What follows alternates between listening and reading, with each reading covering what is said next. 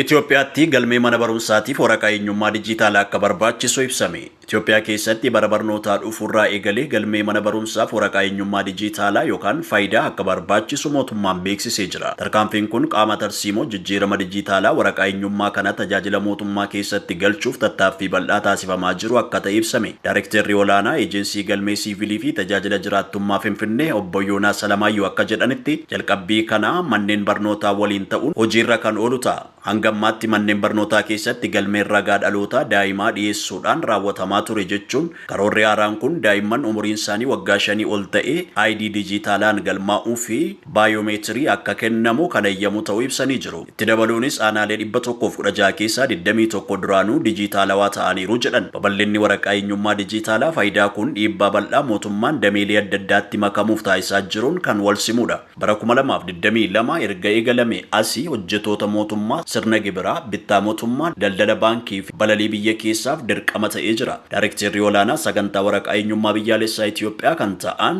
Yoodaay Zemikaa'el barbaachisummaa waraqaa eenyummaa dijitaalawaa naannoo mana barumsaa keessatti qabu olaanaa ta'uu dubbatan. Mootummaan bara 2030tti waraqaa eenyummaa faayidaa namoota miliyoona 90f kennuudhaaf kan karoorfate yoo ta'u, yeroo ammaa kana namoonni miliyoona 11.4 ol ta'an waraqaa eenyummaa kana argatanii jiru. Kunis sirna eenyummeessaa nageenya qabu giddugaleessaa fi hunda ammate kennuun waraqaa eenyummaa gandaa deeggaruuf kan qophaa'e ta'uu Addis Istaandard gabaasee jira.